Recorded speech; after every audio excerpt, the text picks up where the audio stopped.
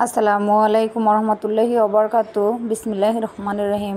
প্রিয় আপুরা, আজকে আবার আমি চলে আসলাম আপনাদেরকে নতুন আরেকটি রেসিপি দেখানোর জন্য।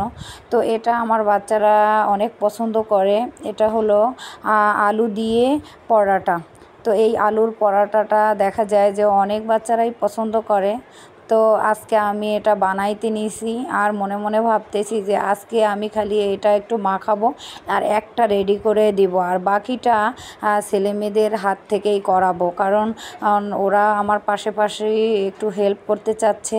তো ওদেরকে মাঝে মধ্যে আমি এক একটা কাজ দিয়ে রাখি যাতে ওরা করে এবং অনেক উৎসাহ বাড়ে, এবং পরবর্তীতে আমি যদি অসুস্থও থাকি সেক্ষেত্রে তারা যেন এটা করতে পারে পারফেক্টলিভাবে, এবং বা কোনো একটা নাস্তা বানিয়ে তারা খেতে পারে এজন্য। তো এটা আবার অনেক সময় অনেকে ভাবে যে ছোট বাচ্চাদের দিয়ে আমি এগুলো করাই, আসলে কিন্তু না, আমি এগুলো তাদের দিয়ে করাই এই কারণে না যে আমি পারি না, তার জন্য না। তাদের শেখার দরকার আছে, তাদের পারারও দরকার আছে, আর আমার সাথে তাদের হেল্প করারও দরকার আছে। কেননা আমি সব সময় যদি আমি একাই করতে থাকি, একাই তাদেরকে খাইয়ে দেই, পড়াইয়ে দেই, সব কিছু করি, এতদিন তো করছি, ছোট থেকেই করে আসছি। তো মাঝে মধ্যে তারাও করুক, তারাও আমার হাতে হাত লাগাক, যে এভাবে মাকে সাহায্য করতে হয়, এভাবে একটা কিছু রেডি করতে হয়, এভাবে তৈরি করতে হয়। পাশাপাশি সবাই মিলে যদি করি তাহলে সেই কাজটা অনেক তাড়াতাড়ি হয়, সময় বাঁচে, এবং তাড়াতাড়ি তারা নাস্তা খেয়ে আবার পড়তে বসতে পারে। তো এগুলাই আমি প্রায় সময় বাচ্চাদেরকে বোঝাই এবং বলি। কিন্তু আলহামদুলিল্লাহ ওরা ছোট থেকেই অনেক অ্যাক্টিভ, তারা আমার পাশাপাশি সব সময় সব কাজে আমাকে হেল্প করে। তো এখানে আমি দুটো আলু কেটে রেখেছিলাম, সেগুলো সেদ্ধ করেছি। এখন সেগুলোকে হাত দিয়ে আমি কষলিয়ে নিচ্ছি। তো এখানে আমি একটা পুরের মতো রেডি করব। এখানে ধনিয়া কুচি, কাঁচামরিচ কুচি, পেঁয়াজ কুচি, একটু ধনিয়ার ফাঁকি, জিরার ফাঁকি, এই হলুদের ফাঁকি, এগুলো দিয়ে তারপরে আমি তেলে টেলে ভালোভাবে একটা পুর রেডি করব। তারপর পরাটার মাঝে এগুলো দেব। তো আমার প্রিয় আপুরা, আমার এই ভিডিওটা কেউ যদি ফেসবুক পেজ থেকে দেখে থাকেন তবে একটা ফলো দিবেন, আর কেউ যদি ইউটিউব চ্যানেল থেকে দেখে থাকেন তবে আমার চ্যানেলটা সাবস্ক্রাইব করবেন। তো আমার পাশে থাকবেন, আমাকে উৎসাহ যোগাবেন।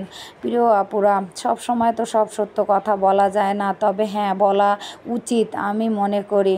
তো আমি ছোটোবেলা থেকে বাচ্চাদেরকে বলি, দেখো বাবা, সত্য সবসময় সত্যই হয়, কখনো মিথ্যা বলতে যাবা না। একটা মিথ্যা ঢাকতে গেলে আরও 10টা মিথ্যা কথা বলতে হয়।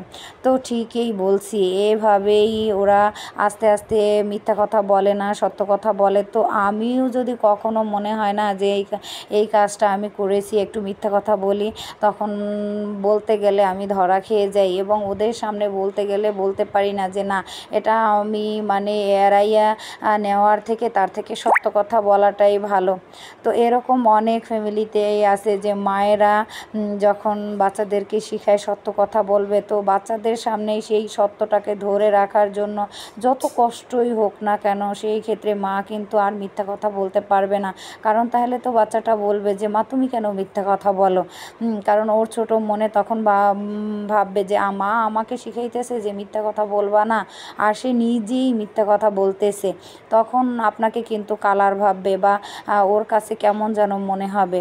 তো আমি এটা কখনোই করতে চাই না দেখে আমার অনেক সময় দেখা যায় যে এই সত্য কথাটা তাদেরকে বলা ঠিক না, তারপরও সেটাকে আমি এড়াই না, বলি। তো অনেক সময় ছোট বাচ্চাটা বলে যে আম্মু, তুমি তো এটা যদি বলো তাহলে দেখা যায় যে এটা মানে আমার স্যারের কাছে বললে আমার কথা শুনতে হবে, বা অন্য যে কোনো ক্ষেত্রেই হোক না কেন। তারপরও আমি বলি, না বাবা, সত্য তো সত্যই, সব সময় সত্য কথা বলবা। আর দেখা যায় যে কারো কোনো জিনিস তোমরা নিতে চাইও না, কারণ দেখা যায় যে নেওয়ার থেকে নেওয়ার প্রত্যাশাটা করাই উচিত না আমি মনে করি। কারণ সেটা যত ভালোই হোক না কেন, তো এই দেখা যায় যে একটা মা ছোটোবেলা থেকে বাচ্চাদের যেভাবে শেখাবে, একটা বাচ্চা ছোট থেকে সেইভাবেই বড় হয়ে উঠবে। বিশ্বাস করবেন না, আমার বড় ছেলেটা ওর বয়স কত আর হবে, ধরেন 4-এ কিংবা 5-এ পড়ে, তখন থেকেই সে ডিম ভাজা বলেন, নুডলস রান্না করা বলেন, বা মেহমান আপ্যায়ন করা বলেন, বা আমার পাশাপাশি কাজ করা বলেন, বা আমি অসুস্থ থাকলে, বিছানায় শুয়ে থাকলে একটা রান্না করার কথা বলেন, বা আবার আমি যদি অসুস্থ থাকি আমার ওষুধটা খাওয়ানোর কথা বলেন, মানে সব কিছুতেই সে খুব এই কেয়ারফুলি। আমি জানি না আল্লাহ রাব্বুল আলামিন পরবর্তীতে এই খেয়ালটা তার ভিতরে থাকবে কি না। তার দেখাদেখি এখন দেখা যায় মেয়েটা এবং ছোট ছেলেটাও সেই একই রকমের কাজ তারাও করে। আর তার আব্বু থাকতে তো কথাই ছিল না। আব্বু সবসময়, ওর আব্বু আমার সব সময় খাবার নিয়ে সব কিছু নিয়ে খুব কেয়ার করতো।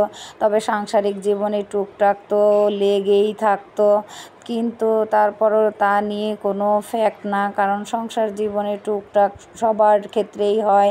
তো এই নিয়ে আমার সংসারটা বেশ ভালোই চলছিল, ভালোই এই চলতেছিলাম, সোনার সংসার ছিল বলতে গেলে। আর আমিও সব কিছু মানিয়ে গুছিয়ে বাচ্চাদেরকে পড়ানো, টিউশনি করা, সেলাই কাজ করা, রান্নাবাড়া করা একা হাতে দিব্যি সামলাইতে পারতাম, কারণ সে যে আমার সাপোর্টে ছিল, সে আমার পাশে ছিল। কিন্তু সেই হাল ধরা, সেই হাত ধরা মানুষটা, সেই সাপোর্টের মানুষটাই আজ আর তো নেই। তো আজকে 3 বছর হয় সে আমাদের মাঝ থেকে হারিয়ে গেছে একটা রোড অ্যাক্সিডেন্টে। কী আর বলবো, সেটা খুব মারাত্মক ছিল, আমার জীবনের একটা কালো অধ্যায় ছিল। এবং সেখান থেকে আমি একেবারেই অসুস্থ হয়ে পড়ি। বাচ্চাদেরকে নিয়ে কিভাবে যে আমি দিন কাটাবো সেটাও ভাবতে পারছিলাম না। এমতো অবস্থায় দেখা যায় যে সংসারের মানুষগুলাও দেখা যায় যে তেমন একটা মানে ভালো চোখে দেখতেছে না। আমার বাচ্চাদেরকে তেমন একটা খোঁজ খবর তো দূরের কথা, তারা ভালোভাবে সেভাবে কোনো কিছুই না। তো আমি সাপোর্ট পেয়েছি আমার মার কাছ থেকে, আমি সাপোর্ট পেয়েছি আমার ভাইয়ের কাছ থেকে। আর আর যে যারা আমার শুভাকাঙ্ক্ষী ছিল, আশেপাশে প্রতিবেশীরা ছিল, যারা কোনো দিন আমার রক্তের সম্পর্কের সাথে, তাদের সাথে সম্পর্ক আমার ছিল না, কিন্তু তারপরও তারা সুখে দুঃখে ভালো মন্দ সব কিছুতেই আমার পাশে রয়েছে, আমাকে সাপোর্ট করছে। এক কথায় বলতে গেলে তাদের মানে অনুপ্রেরণায় আজকে আমি ছেলে মেয়ে নিয়ে আবারও আত্মসম্মান নিয়ে সেইভাবেই চলতে পারতেছি বা চলতেছি। কী আর বলবো, সে আরও অনেক কথা বলতে গেলে সে অনেক কাহিনী, অনেক কথা। তো মাঝে মধ্যে যখন আর ভালো লাগে না, মনের ভিতরে ক্ষোভ জন্ম নেয়, মনে কষ্ট হয়, তখন এখানে এসে আমার আপু এবং ভাইয়েদের সাথে আমি একটু শেয়ার করি, বলি। তবে পুরোটা বলতে গেলে তাতে যে কত দিন কত রাত পার করা লাগবে তার কোনো শেষ নেই। তো দেখা যায় যে সে যে সুখের স্মৃতিগুলো ছিল, সুখের যে মুহূর্তগুলো ছিল, সেগুলো নিয়ে আমি ছেলে মেয়ে নিয়ে আলহামদুলিল্লাহ ভালোই আছি। তো বড় ছেলেটা মাঝে মধ্যে বলে আমার কাছে এসে, দু চোখের পানি মুছে দিয়ে বলে, আম্মু কান্না করবে না, মন খারাপ করবে না, কারণ আমি আছি, আমরা আছি। তো ওদের এই সান্ত্বনা আমার সবচেয়ে বড় অনুপ্রেরণা, আমার সাহস যোগায়, আমার আর অনেক শক্তি যোগায়। তো আমার